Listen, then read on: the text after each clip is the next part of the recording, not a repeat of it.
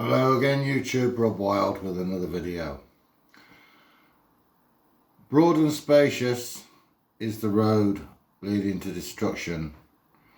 Cramped and narrow is the road leading to life.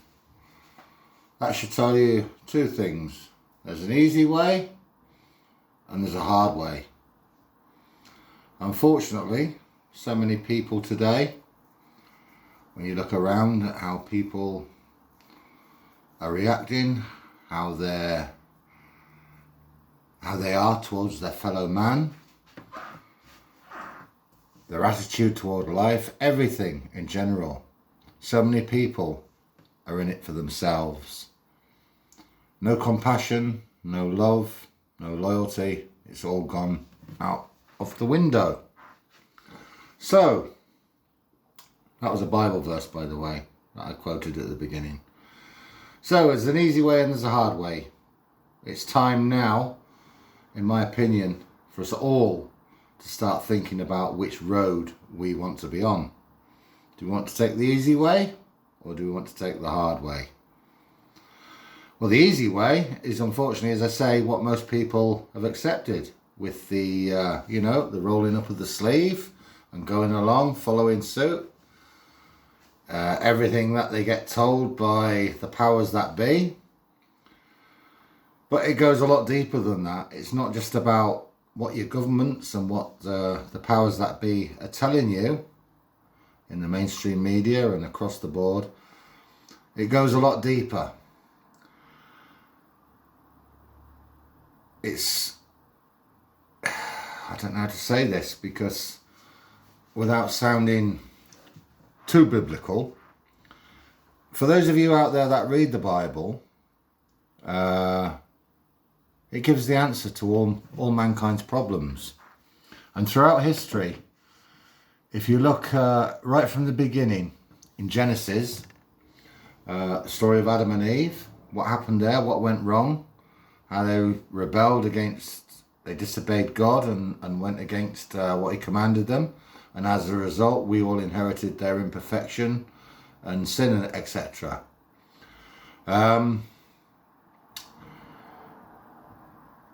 you think about what's happened in Bible history, people say, oh, there's no God, he doesn't care what's going on in the world.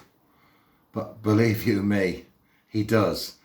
He wouldn't have put this creation here for us to enjoy. And, the Bible says that we were made in God's image.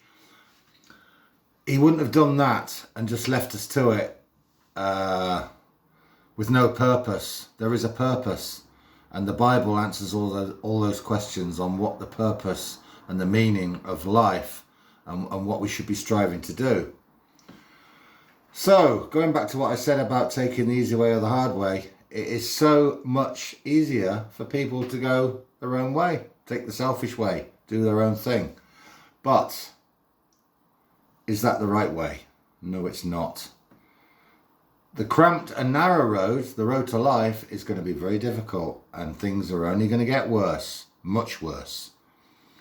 The Bible also says people faint out of fear, not knowing the way out. Now, I don't think we're quite at the point of people faint out of fear, but that's coming. Trust me, that is on its way.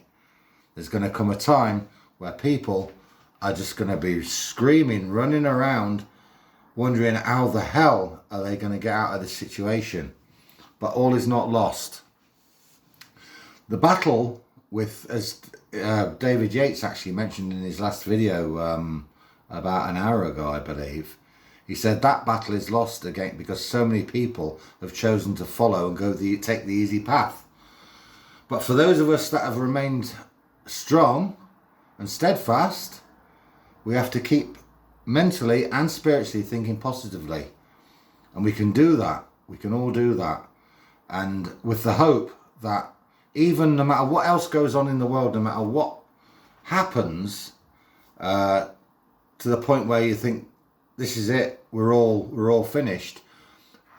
Like I say, God is a God who cares. He wouldn't have put us here for no reason. And he is going to intervene. Think about the cases throughout Bible history where God has actually intervened. There was the flood of Noah's day. The wickedness in the world, the badness and the immorality. It got so bad that there was only at that time one family that survived that disaster. Sodom and Gomorrah, that's another example when he intervened. Throughout the Bible, there's many cases where God has stepped in to put things right. And the Bible does speak of a time when this whole earth will be how he originally intended it to be. It sounds like I'm coming across here with a sermon, and I don't want to do that, but I just want people aware that no matter how desperate times get, no matter how bad things get, that there is still an answer to all of this, and we just have to rely on not governments, not the powers that be, not men, because they will never solve the problems. They'll make promises, and promises that will be broken and never kept. The Great Depression I've mentioned this before in some videos in the past about the Great Depression of the 1930s. Trust me when I say that, I don't know, maybe in the next couple of years even, maybe less than that, we are going to see a depression so bad, so great, so frightening that most of us are all going to say, we're all doomed. Keep positive, folks. Keep thinking. Mentally prepare yourself, spiritually prepare yourself, materially prepare yourself as best you can. For like over a year now, or well, nearly a year, I've been continually getting some prep, tinned food and dried foods, for the time when and it will happen when the time comes where you go to the supermarket and there'll be nothing left on the shelves. What you've got to remember is these deliveries to the supermarkets will only last for 3 days. So some supermarkets might get two deliveries a week, 3 deliveries a week. But what you've got to remember is that from that delivery, that food that is sent to that supermarket will last for 3 days, and then the shelves will be wiped out. If the deliveries are stopped, the truckers have stopped delivering those goods to the supermarkets, then everybody has to fend for themselves. So yeah, what I'm trying to say here is don't be disheartened, keep your chin up, keep yourself mentally prepared, keep yourself spiritually prepared, and don't think that despite what happens, because the Bible does clearly say that things have to get worse to the point where everybody is so fearful of their lives, and it's going to happen. But God has put us here for a reason, and he's given us the choice, the freedom of will to decide whether we want to be on his side or the other side. It's that simple. So I think I've said enough at this time.